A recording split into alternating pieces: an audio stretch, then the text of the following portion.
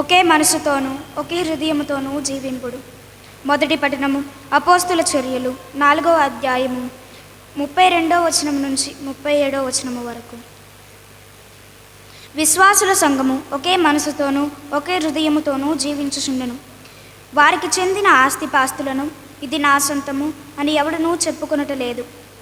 వారికి ఉన్న దానిని అందరూ పంచుకొనుచుండెరి. ప్రభువైన యేసు పునరుత్థానమును గూర్చి అపోస్తులు మహాశక్తితో సాక్ష్యములిచ్చరు. సర్వేశ్వరుడు తన దైవకృపను సమృద్ధిగా వారిపై కుమ్మరించను. ఆ సంఘములో ఏ ఒక్కనికి కొరత లేదు. ఏలైనా పొలము గలవారు ఇండ్లు గలవారు వానిని అమ్మి వచ్చిన పైకమును అపోస్తుల పాదముల యొద్ద ఉంచుచుండరి. ఆ పైకము వారి వారి అవసరములకు తగినట్లు పంచిపెట్టుచుండరి. సైప్రాసు దేశమున జన్మించిన లేవీయుడగు యోసేపు అనువాడు ఒకడు ఉండెను. వానిని అపోస్తులు బర్నబా అని పిలుచుచుండరి. బర్నబా అనగా ఉత్సాహపరచువాడు అని అర్థము. అతడు తన సొంత భూమిని అమ్మి వచ్చిన పైకమును తెచ్చి అపోస్తుల పాదముల చెంత పెట్టెను. ఇది ప్రభువు వాక్కు. ప్రత్యుత్తర గీతము. అందరూ ప్రభువు రాజు, అతడు ప్రభావమును వస్త్రము వలె ధరించును. ప్రభువు రాజు, అతడు ప్రభావమును వస్త్రము వలె ధరించును. బలమును దుస్తులి వలె దాల్చి నడికట్టుగా కట్టుకొనెను. అందరూ ప్రభువు రాజు, అతడు ప్రభావమును వస్త్రము వలె ధరించును. అతడు భూమిని స్థిరముగా పాదుకొల్పెను, అది చలింపదు. ప్రభు, నీ సింహాసము అనాది కాలము నుండి స్థిరముగా నిలిచి ఉన్నది. నీవు అనాది కాలము నుండి ఉన్నవాడవు. అందరూ ప్రభువు రాజు, అతడు ప్రభావమును వస్త్రము వలె ధరించను. ప్రభు, నీ శాసనములు ఎన్నటికీ మరువవు. నీ మందిరమునకు ఎల్లకాలము పవిత్రత తగి ఉన్నది. అందరూ ప్రభువు రాజు, అతడు ప్రభావమును వస్త్రము వలె ధరించను. హల్లెలూయా వచనము. హల్లెలూయా హల్లెలూయా. ఆయనను విశ్వసించే ప్రతివాడును నిత్య జీవం పొందుటకు మనుష్య కుమారుని ఎత్తబడవలెను. హల్లెలూయా. యోహాను గారు వ్రాసిన శుభవార్తలోని భాగము.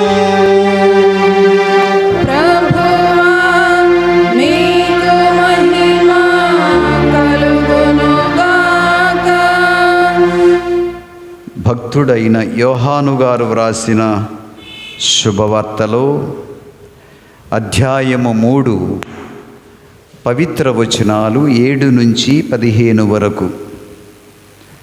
యోహాను భక్తుడు వ్రాసిన గ్రంథములో అధ్యాయము 3 పవిత్ర వచనాలు 7 నుంచి 15 వరకు. యేసు నికోదేముతో ఇట్లు అనెను, నీవు మరల జన్మించవలయునని నేను చెప్పినందువలన నీవు ఆశ్చర్యపడుచున్నావు. గాలి తనకు ఇష్టమైనట్టులా వీచును. నీవు దాని శబ్దమును వినిదవే కానీ అది ఎక్కడ నుండి వచ్చునో ఎక్కడకు పోవునో ఎరుగవు. ఆత్మ వలన జన్మించు ప్రతివాడును అటులనే ఉండును అనెను. ఇది ఎటుల సాధ్యమగును అని నికోదేము అడిగెను. అందులకు యేసు, నీవు ఇశ్రాయేలు బోధకుడవై ఉండియు దీనిని ఎరుగవా? మేము ఎరుగని దానిని చెప్పియున్నాము, చూచిన దానికి సాక్ష్యమిచ్చుచున్నాము. కానీ మా సాక్ష్యమును మీరు అంగీకరించరు అని మీతో నిశ్చయముగా చెప్పుచున్నాను. నేను మీతో భూలోక సంబంధమైన విషయములు చెప్పినా మీరు నమ్మటలేదు. ఇక పరలోక సంబంధమైన విషయములు చెప్పిన ఎడల ఎట్లు నమ్మెదరు? పరలోకము నుండి దిగి వచ్చిన మనుష్య కుమారుడు తప్ప ఎవ్వడును పరలోకమునకు ఎక్కిపోలేదు. మోషే ఎడారిలో ఎట్లు సర్పమును ఎత్తెనో ఆయనను విశ్వసించు ప్రతివాడును నిత్య జీవం పొందుటకు అట్లే మనుష్య కుమారుడును ఎత్తబడవలెను. ఇది క్రీస్తు సువిశేషము. క్రీస్తువా మీకు స్తుతి కలుగును గాక. Praise the Lord, praise the Lord, praise the Lord, praise the Lord, praise the Lord, praise the Lord, praise the Lord, praise the Lord, praise the Lord, praise the Lord. Praise the Lord. యేసుక్రీస్తునందు మిక్కిలి ప్రియులైన దేవుని బిడ్డలారా, నా ప్రియ సహోదరులారా,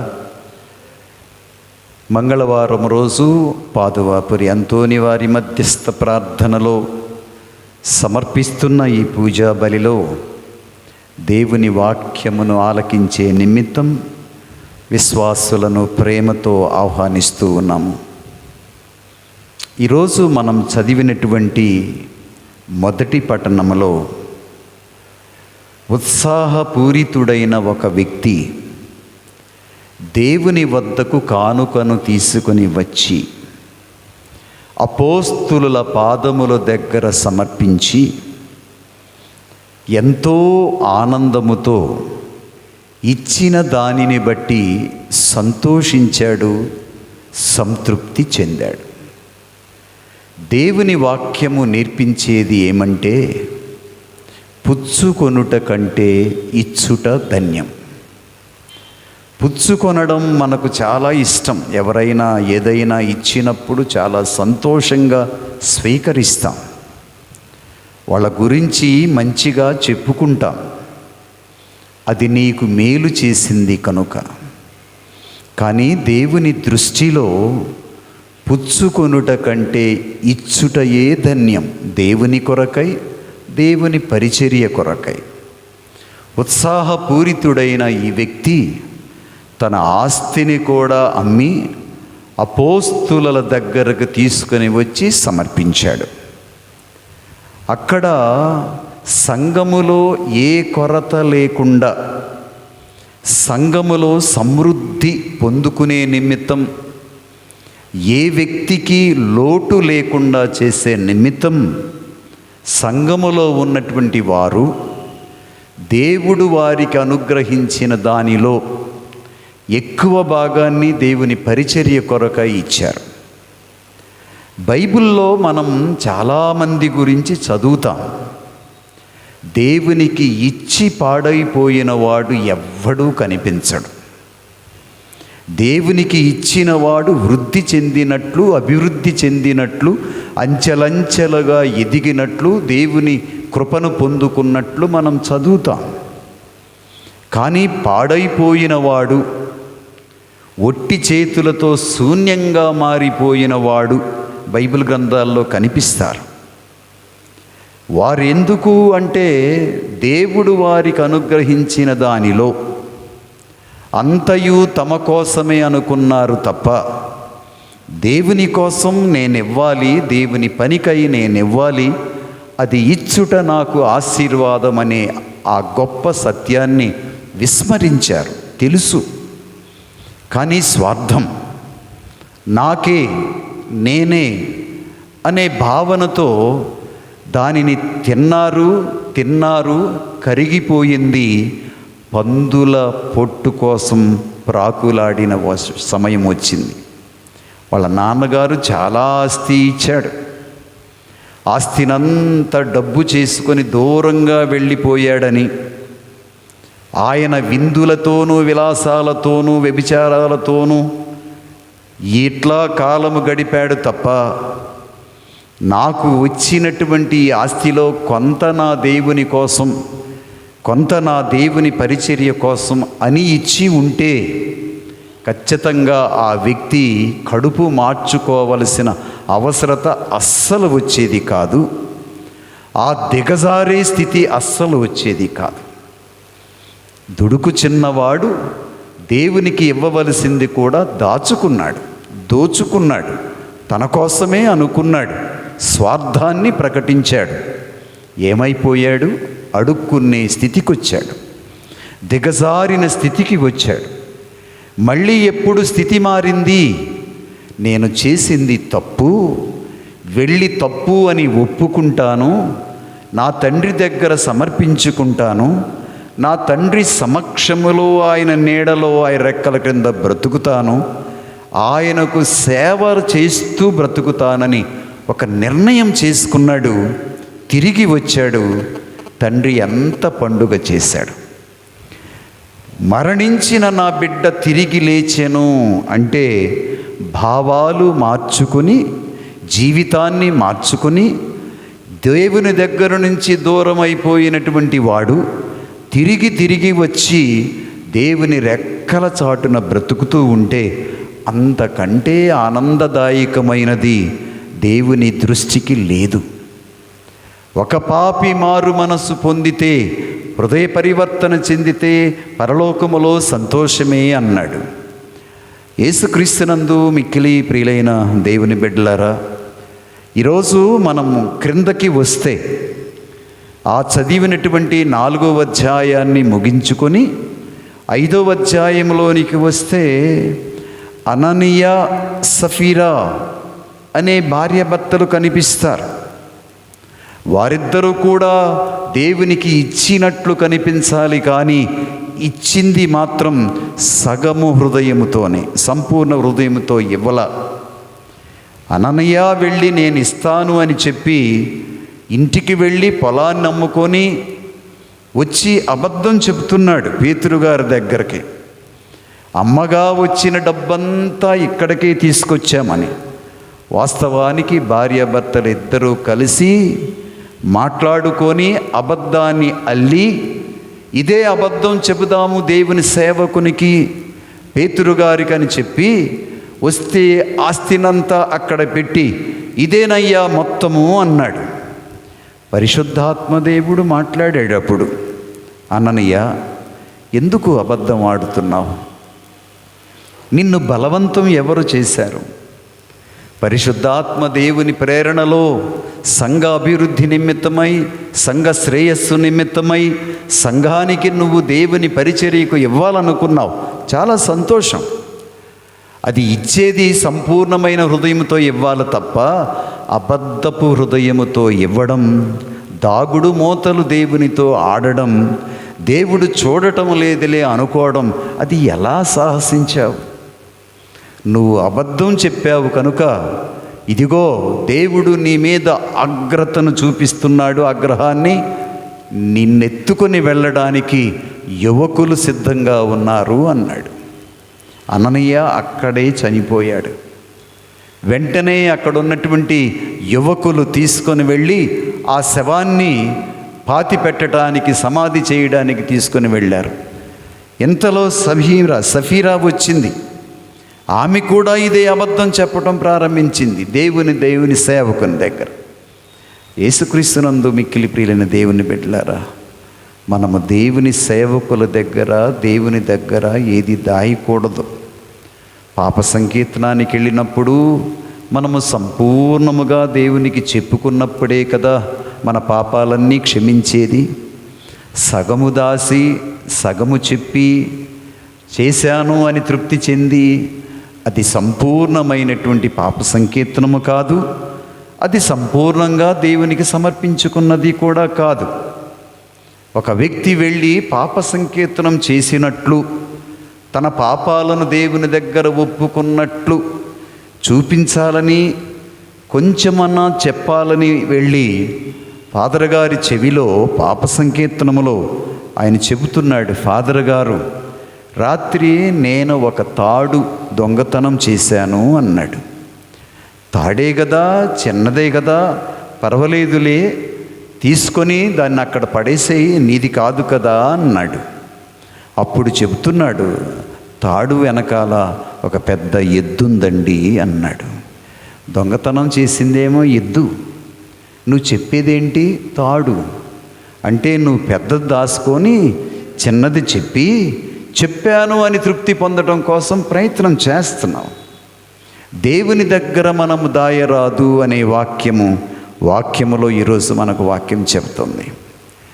DL Modi అనేటువంటి ఆయన వేదాంత పండితుడుగా, ఎవాంజలిస్టుగా చాలా మంచి పేరు పొందుకున్నటువంటి వ్యక్తి. యేసుక్రీస్తు వారి యొక్క సిలువను గురించి, ఆ శిలువ నుంచి మనము పొందే శక్తిని గురించి, ఆ శిలువ నుంచి పొందే మనము క్షమాపణ గురించి చక్కని 3 మాటలు చెబుతూ ఉన్నాడు.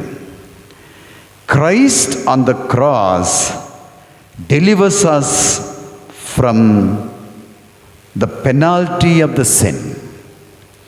శిలువ మీద వేలాడుతూ ఉన్నటువంటి యేసుక్రీస్తు మన పాపాల కోసం వచ్చేటువంటి నిత్య శిక్షను తొలగించే గొప్ప దేవుడై ఉన్నాడు. Is a prophet.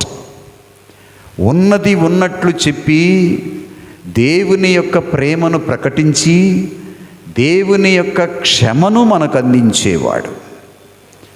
He receives and gives you. ఏమిస్తాడు? క్షమనిస్తాడు. ఆ తర్వాత పాపానికి వచ్చే పెనాల్టీ తొలగిస్తాడు. రెండవది, Christ at God's right hand. ఆయన మరణించి సజీవుడై సమాధిని గెలిచి కుడి ప్రక్కన కూర్చొని ఉన్నవాడు. ఆ తండ్రి కుడి ప్రక్కన కూర్చున్నవాడు God's right hand delivers from the sin of the world. ప్రాపంచిక పాపం ఉన్నది. ప్రపంచములో మనకు కన్నులున్నాయి, వీణులున్నాయి, నోరున్నది, శరీరం ఉన్నది, సాతాను ఉన్నాడు. ఏదో ఒక విధంగా పాపములో ఆ ప్రపంచకమైన విషయాల్లో పడిపోయినప్పుడు మనము ఎత్తబడినటువంటి క్రీస్తుని, సిలువలో ఎత్తబడిన క్రీస్తు ప్రభువుని చూసి క్షమించండి ప్రభువా, తప్పు చేశానని ఒప్పుకున్నప్పుడు నీ కనుల వల్ల, నీ చెవుల వల్ల, నీ నోటి వల్ల, నీ హృదయములో మానసికంగా, నీ శరీరము వల్ల లోకములో ఉన్న కనుక పాపాలన్నీ కూడా క్షమిస్తున్నాడు మహాదేవుడు. ఆయన మాత్రమే క్షమించగలడు. ఆయన రక్తము మాత్రమే మన పాపములను కడుగును అని లోతైన విషయం చెబుతున్నాడు. ఆయన క్రీస్తు ప్రభువు ఒక విధంగా ఆయన ప్రవక్త అయితే, రెండవది ఆయన ప్రీస్ట్, యాజకుడు. మన పాపముల కొరకై ఆయనే మరణిస్తున్నాడు. మన పాపముల కొరకై బలిని సమర్పిస్తున్నాడు. బలి సమర్పించేవాడు ఆయనే, బలి వస్తువు కూడా ఆయనే, యాజకుడు ఆయనే, గొర్రెపిల్ల ఆయనే. ఆ గొర్రెపిల్ల రక్తము చేత కడగబడిన వారిని శుద్ధీకరించబడుతున్నాం. పాత నిబంధనలో మనం చదువుకునే వాక్యములో ఈ గొర్రెపిల్ల రక్తమును తీసుకుని వెళ్ళి ద్వారబంధకాలకు రాసుకున్నప్పుడు మరణదూత ఆ దారిన వెళుతున్నప్పుడు ఆ ఇంటిని తప్పించుకొని వెళతాడు. ఎందుకని? మరణము కానీ, శాపము కానీ, లేక పాపపు శిక్ష కానీ ఆ ఇంట్లోనికి రాదు. ఎందువల్ల? రక్తము చేత అద్దబడిన ఇల్లు. యేసుక్రీస్తు వారి యొక్క పరిశుద్ధమైన దివ్య రక్తముతో ద్వారబంధకము అద్దబడింది. నీ హృదయము ముద్రించబడింది, నీ హృదయము కడగబడింది. ఆయన తన ముద్రను వేసుకున్నాడు కనుక పాపానికొచ్చే శాపము కానీ, పెనాల్టీ కానీ, మరణము కానీ రాకుండా మరణదూత దాటి వెళ్ళిపోతాడని దేవుని వాక్యము మనకు చాలా స్పష్టంగా చెబుతుంది. So Christ is the priest. ఆయనే గురువు, ఆయనే యాజకుడు, ఆయనే ఈ బలిపీఠము మీద బలిగా సమర్పించబడే వస్తువు. ఈ సత్యాన్ని మనం జ్ఞాపకం చేసుకోవాలి. ఇక్కడ సమర్పించేది, పూజా బలి సమర్పించేది మనకు కనిపించే వ్యక్తి లాము జయరాజు కాదు. మనకు కనిపించని వ్యక్తి స్వయముగా అభిషిక్తుని చేసుకున్న క్రీస్తే ఈ బలిని సమర్పిస్తున్నారు. ఈ సత్యాన్ని మనం జ్ఞాపకం చేసుకోవాలి. వేదాంత పండితులు, పునీతులు, మహానుభావులు పూజాబలి యొక్క శక్తిని అనుభవించినటువంటి వారు చెప్పే మాట ఏంటంటే, గురువు దివ్య బలి పూజను సమర్పించటానికి ఆయత్తపడుతున్నప్పుడు లోన వస్త్రములను ధరించి వ్యక్తిగతంగా శుద్ధీకరణ కొరకై ప్రార్థించుకొని, దేవా ఈ పూజా బలిని సమర్పించుటకు నేను యోగ్యుడను కాదు అని తన దీనత్వాన్ని, తన యొక్క బలహీనతను లేక అయోగ్యతను ప్రభువు ముందు చెప్పుకుంటున్నప్పుడు, ఇక్కడ పాటలు పాడుతూ విశ్వాసులు ఎదురు చూస్తున్న సమయంలో మహా అద్భుతం ఏమి జరుగుతుందంటే, దేవదూతల సమూహమంతా ఇక్కడికి వచ్చి బలిపీఠమును చుట్టూ కూడా ఆవరిస్తున్నారట. ఈ బలిపీఠము మీదకి యాజకుడైన యేసుక్రీస్తే రాబోతున్నాడు కనుక ఈ బలిపీఠము ఈ పవిత్రమైన మహాస్థలముగా మారిపోతుంది. అందుకనే ఇక్కడ దేవదూతలు చక్కగా వారి నివాసం ఏర్పాటు చేసుకొని ఆరాధనలో పాల్గొంటారు. అంటే ఈ బలిపూజ అంత పవిత్రమైనదని, అంత శక్తివంతమైనదని, పరలోక దూతల సమూహాలతో మనము దివ్య బలి పూజ సమర్పించి ఆ పూజా బలిలో క్రీస్తు దేహాన్ని, రక్తాన్ని స్వీకరించే ఆ గొప్ప దీవెన, గొప్ప భావన, గొప్ప అదృష్టాన్ని దేవుడు మనకిస్తున్నాడు అనే సత్యాన్ని మనం జ్ఞాపకం చేసుకోవాలి.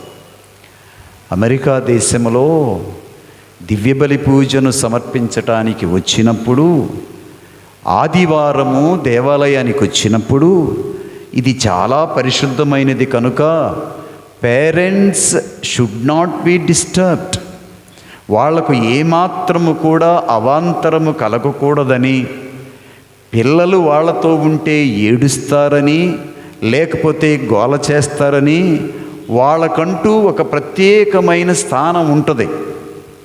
ఆ స్థానానికి గ్లాస్ ఫిట్టింగ్ ఉంటుంది.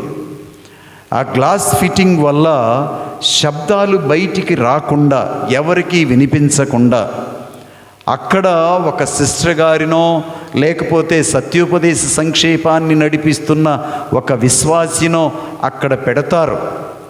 వాళ్ళే ఆ బిడ్డలను ఏడవకుండా చేస్తుంటారు. ఇక్కడ తల్లిదండ్రులు అత్యంత భక్తితో దివ్య బలి పూజలో పాల్గొంటారు, ప్రార్థిస్తారు. మరి మంచి తల్లిదండ్రులు చేసేది ఏంటంటే, ఇంటికి వెళ్ళిన తర్వాత ఈరోజు వాక్యం విన్నావా, ఏమి చెప్పారు, ఏ వాక్యాన్ని చదివారు, చదివిన దానిలో నీకు అర్థమేమైంది, ఈరోజు చెప్పిన ప్రసంగంలో ఒక్క మాట అయినా 2 మాటలైనా నీ హృదయానికి హత్తుకున్న మాటలు, దేవుడు నీతో మాట్లాడినట్లు భావించే మాటలు నువ్వు చెప్పగలవా అని బ్రేక్ఫాస్ట్ చేసేటప్పుడో లంచ్ చేసేటప్పుడో తల్లిదండ్రులు బిడ్డలను అడుగుతూ ఉంటారు. ఒకవేళ బిడ్డలకు ఏమన్నా అర్థం కాకపోతే తల్లిదండ్రుల నుంచి జవాబులు రాబట్టుకోవడం కోసం ప్రయత్నం చేస్తారు. దట్స్ గుడ్ ఫ్యామిలీ, మంచి కుటుంబం చేసేది. అలాగే ఆ రోజు తల్లిగారు అడిగింది, ఆ బిడ్డ భోజనానికి కూర్చున్నప్పుడు, ఒరే నాన్న, ఈరోజు పూజలో ఏమి చెప్పారో ఏదన్నా తెలుసుకున్నావా, ఏమిటి నువ్వు నేర్చుకున్నది, ఏం చూసావు అని అంటే, ఆ రోజు అదృష్టవశాత్తు దురదృష్టవశాత్తు పూజ బిషప్ గారు చేశారు. ఆ రోజు బిషప్ గారి పూజ, ఆయన పెద్ద టోపీ ఒకటి పట్టుకొని, ఒక కర్ర పట్టుకొని, పెద్ద వస్త్రాలు పైకి కిందకి వేసుకొని వచ్చి వస్తూ ఉంటే వాడికి అనుకున్నాడు, ఈరోజు డ్రామా చాలా బాగుంది, కొంచెం రక్తి కట్టినట్టుంది, చాలా బాగుంది, నాటకం వేసే ఆయన వచ్చాడు, ఏంటో చేశాడు. 2 వచ్చారు, ఆయన పక్కన 2 ఉన్నారు, ఆయన మధ్యలో ఉన్నాడు, వెళ్ళాడు, వంగాడు, నమస్కరించాడు, నిలబడ్డాడు, ఏదో చెప్పాడు, అక్కడికి వెళ్ళాడు, ఏదో అన్నాడు, తిరిగి వచ్చాడు, ఏదో నోట్లో పెట్టాడు, అందరూ తిన్నారు, నాకైతే పెట్టలేదు అని అన్నాడంట. ఒరే, దివ్య బలి పూజ అంటే నీకేమో నాటకమేరా? అదేదో డ్రామానా? ఆ ఫాదర్ గారు అదేదో వేసుకునే వస్త్రం ఇదేదో నాటకాల్లో వేసుకునేటువంటి వస్త్రంలాగా, ఆయన పట్టుకున్నదేమో గదలాగా, ఆయన పెట్టుకున్నదేమో ఏదో విగ్గులాగా భావిస్తావా అని. ఒకరోజు కలిదిండిలో పూజ జరుగుతూ ఉంటే పాపం హిందువులు డ్రామా కోసం వస్తారు. పూజ కొంచెం ఆలస్యమైంది ఆ రోజు. వాడు డ్రామా కోసం వచ్చి గట్టి గట్టిగా అరుస్తున్నాడు, అరే ఇంకా ఆ జయరాజు రాడారా పాటలు పాడటానికి, ఈయన ఏంట్రా ఈ టోపీలు పెట్టుకొని గదాలు పెట్టుకొని అని అరుస్తూ ఉన్నాడు. మరి ఇది దివ్య బలి పూజ అంటే, దివ్య బలి పూజ పాడా, రమ్మను ఆ జయరాజు గారిని, పాట పాడతాడు అన్నాడు. దేవునికి స్తోత్రాలు. Praise Lord, praise Lord. తెలియని విషయం, పరిశుద్ధతను తెలియని విషయం, దానిలో ఉన్నటువంటి ప్రాశస్తాన్ని తెలియని విషయం, తెలియని ఆ పిల్లాడికి, తెలియని ఆ హైందవునికి దివ్యబలి పూజ యొక్క విలువ తెలియదు. దేవుని యందు ప్రియులారా, మనకు క్రైస్తవులకు, ముఖ్యంగా క్యాథలిక్స్, దీనిలో ఉన్న ప్రశస్తతను, దీనిలో ఉన్నటువంటి పవిత్రతను, దీనిలో ఉన్న పరిశుద్ధతను, దీని నుంచి మనం పొందుకునే ఆ శక్తి ప్రభావ ప్రేరితమైన పరిశుద్ధాత్మను మనం గ్రహిస్తే పూజా బలికి ఎంత ప్రాముఖ్యతనిస్తామో, ఒక్కరోజు కూడా పూజను వదిలిపెట్టుకోవడానికి చాలా బాధపడతాం. ఎందువల్ల అంటే దాని పవిత్రత తెలిస్తే, తెలియని పక్షాన ఏదో జరగాలి కనుక, ఆదివారమన్నా చూడాలి కనుక ఆ మాత్రమే చూసి ఇది తొందరగా అయిపోతే బాగుంటుంది అని అనుకునే వాళ్ళం ఉన్నాం. దేవుని యందు ప్రియులారా, ఈరోజు దేవుని యొక్క వాక్యము చాలా లోతైన విషయం మనకు నేర్పిస్తుంది. యేసుక్రీస్తు కంచు సర్పము ఏ విధంగా ఎడారిలో ఎత్తబడినప్పుడు పాపము చేత నిండినవాడు, దేవునికి వ్యతిరేకంగా ప్రవర్తించినవాడు కంచు సర్పాన్ని చూసినప్పుడు బ్రతికిపోయాడు.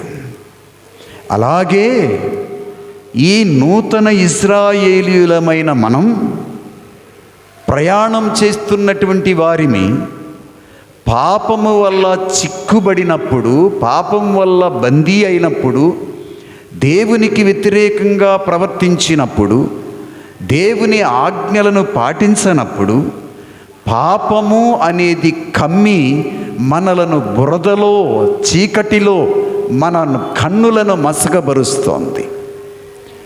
ఆ సమయంలో ఇశ్రాయేలీయులు ఏ విధంగా మోషేని ప్రార్థిస్తే, మోషే దేవుని దగ్గరకు వెళ్ళి మనవి చేయగా, ఆ మనవిని విన్న దేవుడు కంచు సర్పాన్ని ఎత్తమన్నాడు.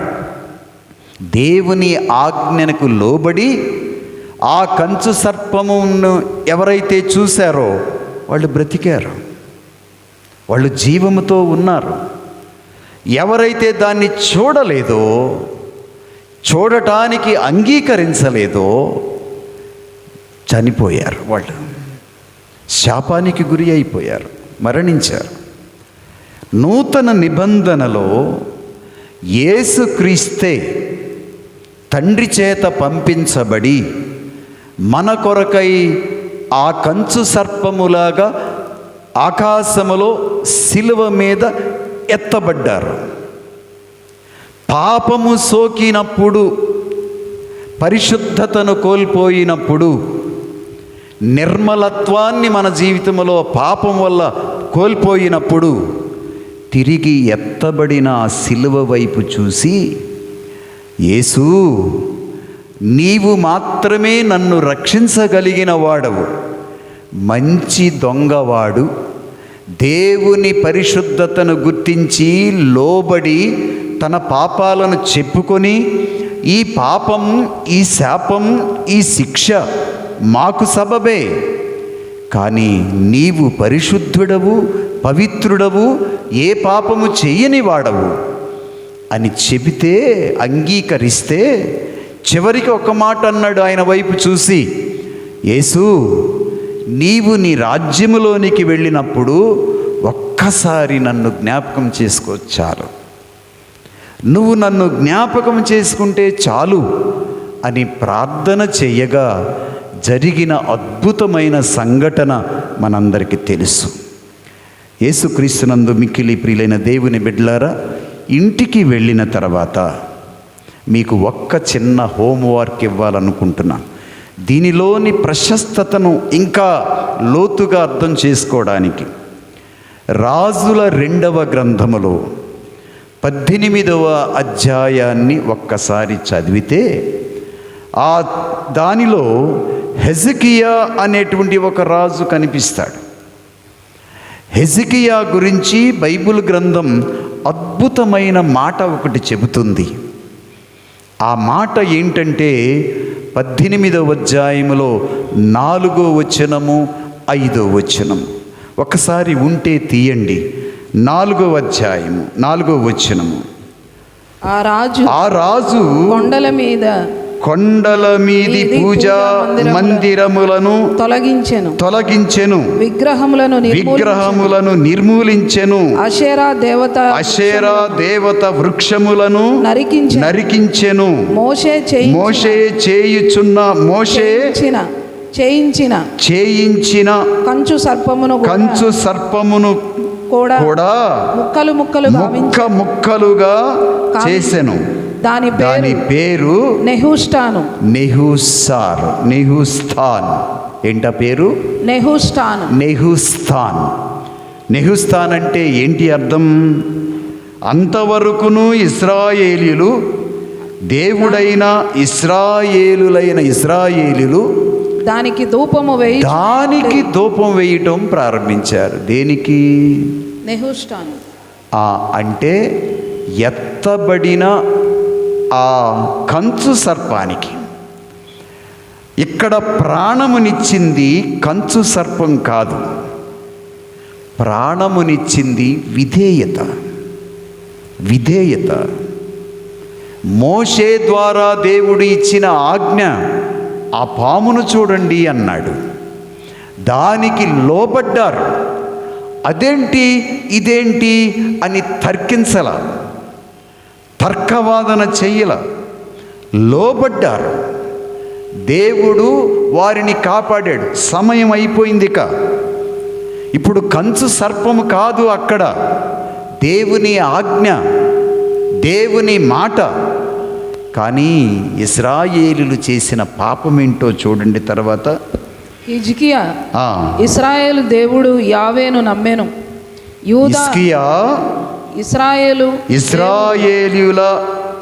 ఇశ్రాయేలు దేవుడైన యావేను నమ్మెను. యూదాను ఏలిన రాజు. దేవునికి స్తోత్రాలు. Praise the Lord. అక్కడ ఏం చేశాడంటే, ఇశ్రాయేలీయులు వెళ్ళి ఇంకా ఆ కంచు సర్పానికి ధూపం వేస్తున్నారు, ఇంకా ప్రార్థన చేస్తున్నారు. ఎవరిని మర్చిపోయారు? ఇప్పుడు కంచు సర్పాన్ని ఎత్తించినటువంటి దేవుణ్ణి మర్చిపోయారు, దేవుని మాటను మర్చిపోయారు. ఇదే దేవుడు అనుకొని కంచు సర్పానికి ధూపం వేయటం ప్రారంభించారు. అందువల్ల హిజ్కియా దేవుని నమ్మిన వాడై, ఇది తప్పుడు ఆరాధన, ఇది విగ్రహారాధన అని ఆ కంచు సర్పాన్ని కూలద్రోయించాడు. దేవునికి స్తోత్రాలు చెబుదాం. Praise the lord.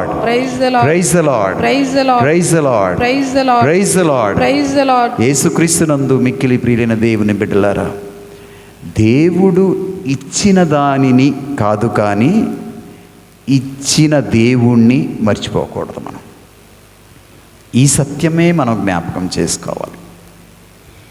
ఇచ్చిన దాని మీద మనసు పెట్టి ఇచ్చిన వాడిని మరిచిపోతే అదే విగ్రహారాధన. దాన్ని కూలద్రోయమన్నాడు హిజ్కియా, దాన్ని పడగొట్టమన్నాడు. మన జీవితాలలో అలాంటి విగ్రహాలు మన జీవితాలలో ఉంటే, దేవుడు ఇచ్చిన దానిని కంటే కూడా దేవుణ్ణి ఆరాధించడం అనేది ముఖ్యం. దేవుడు ఇచ్చేవాడు, దేవుడు పుచ్చుకునేవాడు. అందుకనే మళ్ళీ మొదటి వాక్యానికి వస్తున్నాను. పుచ్చుకొనుట కంటే ఇచ్చుట ధన్యం. అది దేవునికి ఇష్టం. దేవునికి ఇష్టం. ఎప్పుడైతే నువ్వు దేవునికి ఇస్తావో, దేవుని పరిచర్యకి ఇస్తావో, వాక్యము వాగ్దానం చేస్తుంది, నీ అవసరములను తీర్చి ఇంకా నీకు మిగిలినట్లు చేయువాడు మన దేవుడని. నీ అవసరం తీరుస్తాడు. అంత మాత్రమే కాదు, నువ్వు దేవునికి ఇచ్చావు కనుక ఇంకా నీకు మిగిలేలాగా, ఇంకా నువ్వు అనుగ్రహం ఇంకొకరికి ఇచ్చే అంత స్థితికి నిన్ను చేరుస్తాడని వాక్యము వాగ్దానం చేస్తుంది. మనం ఎప్పుడూ లేనప్పుడు ఇవ్వండి అని అడుగుతాం. చెయ్యి ఎలా పెడతాం? Please help me, please give me, please support me, please అని అడుగుతాం. ఇతరుని ఏమంటావు? ఇది అడుక్కునే స్థితి. కానీ మన దేవుడు మనలను అడుక్కునే స్థితి నుంచి ఇచ్చే స్థితికి రమ్మని అంటున్నాడు. అందుకనే పుచ్చుకొనుట కంటే ఇచ్చుట దాన్ని. ఇది పై చేయి. పై చేయికి మనల్ని నడిపించాలని దేవుడు ఇష్టపడతాడు కనుక ఆ చేయి దేవునికి ఇష్టం. అలాగా దేవుడు సమృద్ధినిస్తాడు. దేవుడు మనలను దీవించి తన కృపావరములతో నింపి దేవునికే ప్రధానమైన స్థానాన్ని మనమిచ్చి ఆయనను సంపూర్ణ హృదయముతో ఆరాధించు వారిమై ఉందుముగాక. ఆమేన్. Praise the Lord. Praise the Lord. Praise the Lord. Praise the Lord. పితా పుత్ర పవిత్రాత్మ నామమున ఆమేన్. Praise the Lord. Praise the lord.